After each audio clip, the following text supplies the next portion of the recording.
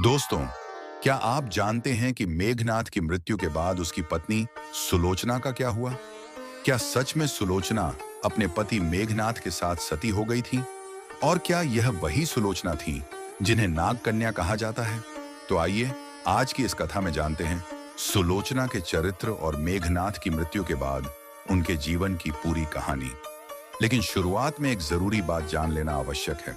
सुलोचना की यह कथा वाल्मीकि रामायण और तुलसीदास रचित रामचरितमानस में विस्तार से नहीं मिलती। यह कथा मुख्य रूप से बाद की लोक परंपराओं और कुछ क्षेत्रीय रामकथा परंपराओं में प्रसिद्ध हुई है।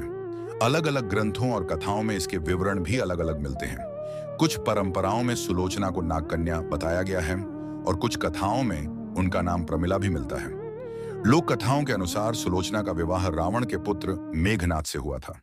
मेघनाद केवल लंका का युवराज ही नहीं था, बल्कि वह अत्यंत शक्तिशाली योद्धा भी था। उसने देवताओं तक को पराजित किया था और इसी कारण उसे इंद्रजीत की उपाधि प्राप्त हुई थी।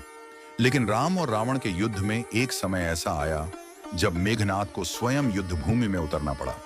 कथा के अनुसार अंतिम युद्ध से पहले मेघनाद को यह आभास हो गया था कि श्री राम और लक्ष्मण कोई साधारण मनुष्य नहीं है। उसे यह भी झांत हो गया था कि लक्ष्मण में दिव्य शक्ति है। कहा जाता है कि युद्ध में जाने से पहले मेघनाद अपने माता पिता और पत्नी सुलोचना से अंतिम बार मिलने गया। जब वह सुलोचना के सामने पहुंचा तो उसके मन में एक विचार आया। वह सुलोचना से अधिक देर तक बात नहीं करना चाहता था, क्योंकि उसे भय था कि यदि सुलोचना की आंखों में आंसू देखे तो उसका मन कमजोर पड़ सकता है। लेकिन जब उसने सुलोचना को देखा तो वह स्वयं आश्चर्यचकित रह गया। सुलोचना की आंखों में आंसू नहीं थे।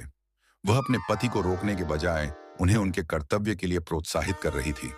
सुलोचना जानती थी कि युद्ध का परिणाम क्या हो सकता है, फिर भी उसने अपने पति के सामने अपने दुख को प्रकट नहीं किया।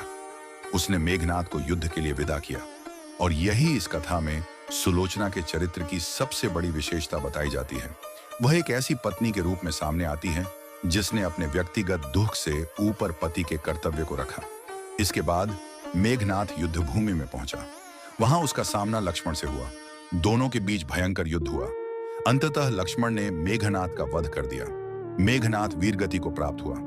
लोक प्रचलित कथा के अनुसार श्री राम ने लक्ष्मण से कहा कि मेघनाद का मस्तक किसी प्रकार सुलोचना तक पहुंचाया जाए ताकि लंका को उसके वीरगति प्राप्त करने का समाचार मिल सके। कथा के एक प्रचलित रूप में कहा जाता है कि मेघनाद का कटा हुआ दायां हाथ किसी प्रकार लंका में सुलोचना तक पहुंचाया गया। सुलोचना ने जब उस हाथ को देखा तो वह स्तब्ध रह गई, लेकिन उसने उस भुजा से युद्ध में हुई घटनाओं का प्रमाण देने को कहा। लोक कथा के अनुसार उस भुजा ने लिखकर युद्ध की पूरी घटना सुलोचना को बता दी। इसके बाद सुलोचना उस भुजा को लेकर रावण के पास पहुंची। उसने अपने पति के अंतिम संस्कार और स्वयं सती होने की इच्छा प्रकट की। रावण ने उसकी इच्छा स्वीकार कर ली, लेकिन सुलोचना ने कहा कि वह अपने पति के मस्तक के बिना अंतिम संस्कार नहीं करेगी। तब उसने मेघनाद का मस्तक मांगा। रावण के सामने एक कठिन परिस्थिति थी। वह अपने शत्रु श्री राम के सामने जाकर अपने पुत्र का मस्तक मांगना नहीं चाहता था। इसलिए कथा के अनुसार रावण ने सुलोचना को स्वयं श्री राम के पास जाने की अनुमति दे दी। सुलोचना श्री राम के शिविर में पहुंची।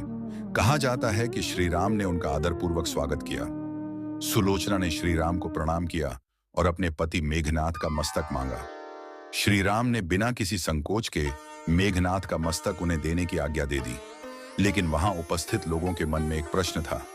आखिर सुलोचना को कैसे पता था कि मेघनाद का मस्तक श्री राम के पास है? तब सुलोचना ने मेघनाद की भुजा द्वारा लिखी गई घटना के बारे में बताया। यह सुनकर वहां उपस्थित लोग आश्चर्यचकित रह गए।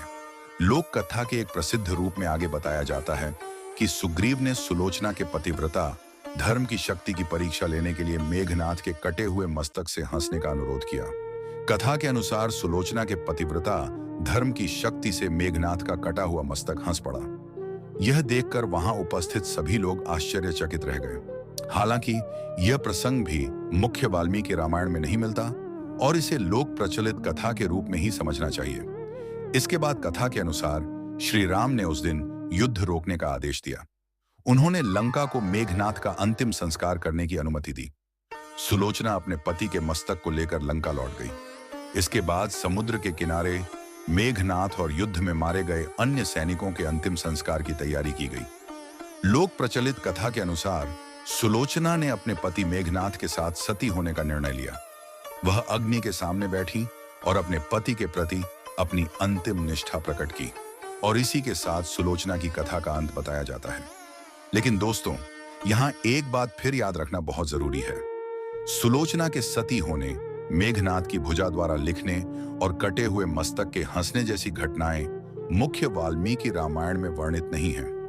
ये प्रसंग बाद की लोक कथाओं और क्षेत्रीय राम कथा परंपराओं में अधिक प्रसिद्ध हुए हैं।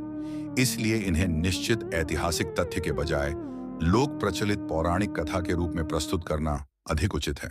सुलोचना की कथा हमें यह बताती है कि रामायण की परंपरा केवल एक ही ग्रंथ तक सीमित नहीं रही, बल्कि अलग-अलग क्षेत्रों में इसके अनेक रूप विकसित हुए।